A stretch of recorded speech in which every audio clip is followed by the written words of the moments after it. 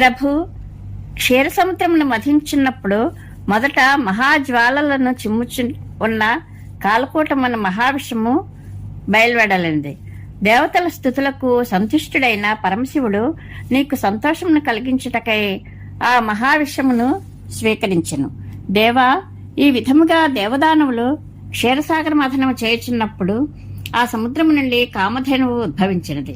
జగన్నివాస, ఆ కామధేనువును నీవు మహర్షులకు ఒసగితివి. ఆ తరువాత ఉచ్చైశ్రవమును అను గుర్రము, ఐరావతమను గజేంద్రము, కల్పతరువు, అప్సరసలు అందుండి ఉద్భవింపగా ఆ సమస్తమును నీవు ఇంద్రాది దేవతలకే ఇచ్చివేసితివి.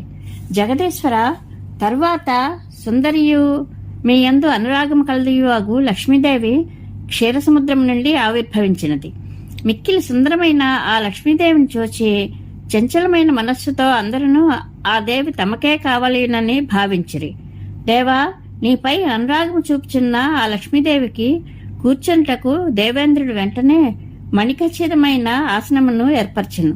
దేవతలు మొదలగు వారు తెచ్చిన జలములతో మునీంద్రులు వేదమంత్రములను పఠించుచు ఆమెకు అభిషేకం చేసిరి.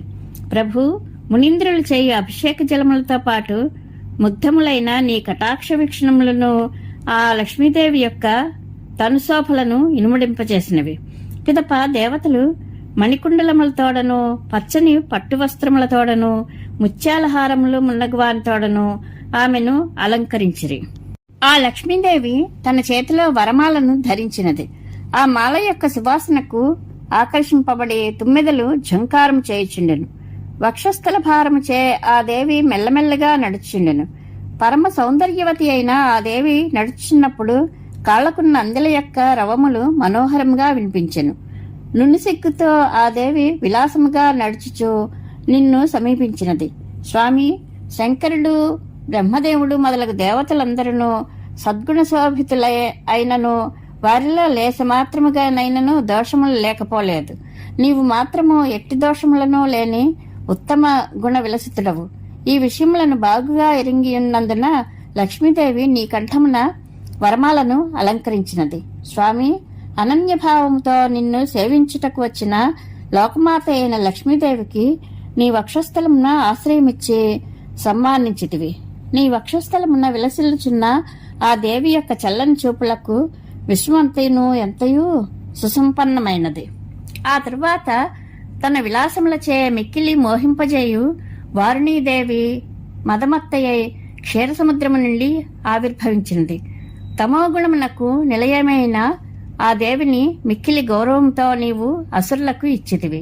అటు పిమ్మట నూతన నీలమేఘము వలె సుందరముగానున్న నీవు అమృత కలశమును చేబూని ధన్వంతరి రూపమున క్షీరసముద్రము నుండి ఆవిర్భవించితివి.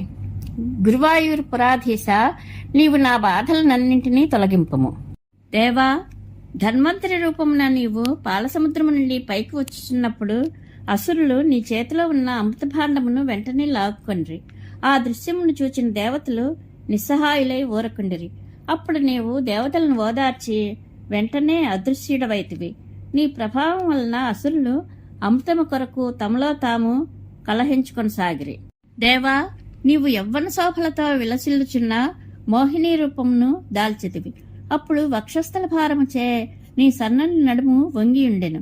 నీ వక్షస్థల వైభవమునకు ఆకర్షితులైన అసురులు అమృతము కొరకైన తమ కలహమును మానుకొని నిన్ను అనుసరించిరి. స్వామి, అప్పుడు అసురులు మోహిని రూపముననున్న నీతో, సుందరి, నీవెవరువు? ఈ అమృతమును మాకు పంచిపెట్టుము అని అనురాగముచే మోహితులై అర్థించిరి. అప్పుడు నీవు అసురులతో, స్వతంత్రునైన నన్ను మీరెట్లు విశ్వసించున్నారు అని పలుకుచునే వారు నిన్ను పూర్తిగా విశ్వసించినట్లు చేసితివి. అప్పుడు అసురులు అమృత కలశమును మోహిని రూపముననున్న నీ చేతికి అందించిరి. ఆ సమయమున నీవు, మీరు నేను చెప్పినట్లు నడుచుకునవలనని నర్మగర్భంగా పలుకుచు దేవతలను అసురులను 2 వరుసలలో కూర్చుండబెట్టి విలాసంగా నడుచుచు అమృతమును దేవతలకు పంచిపెట్టుచుంటివి. దేవా, అప్పుడు అసురులు, ఈ మోహినికి మాపై మిక్కిలి అనురాగము ఉన్నది అని భావించి వారు మౌనముగా ఉండిపోయారు. నీవు అమృతమును అంతయును దేవతలకే పంచితివి. రాహువు కపట వేషమును ధరించి దేవతల వరుసలో చేరి అమృతమును త్రాగుచుండెను. ఆ అమృతము అతని కంఠము వరకు చేరినంతలో భక్తపరాధీనుడవైన నీవు వెంటనే నిజస్వరూపం దాల్చి అతని శిరస్సును ఖండించితివి.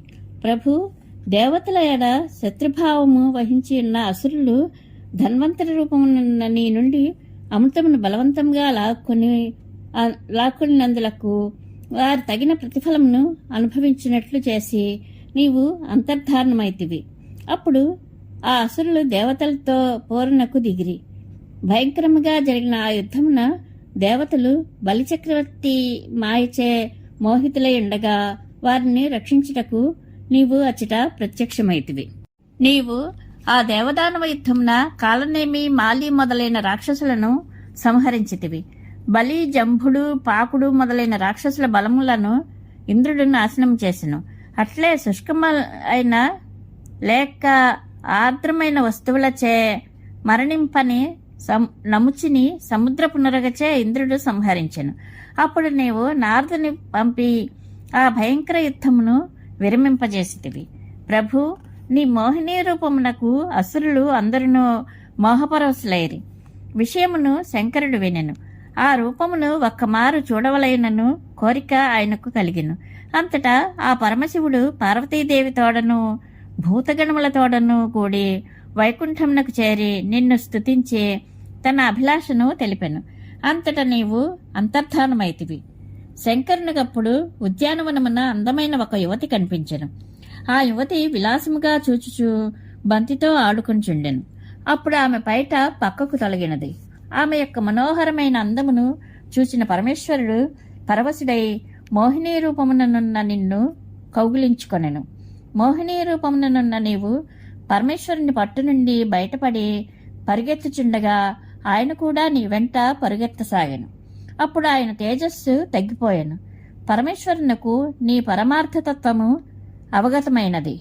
నీవు కూడా శంకరుని గౌరవించితివి. అప్పుడు శంకరుడు పార్వతీదేవితో నీ గొప్పతనమును వివరించెను. అట్టి గురువాయు పురాధీశ, నీవు నన్ను కరుణతో రక్షింపుము.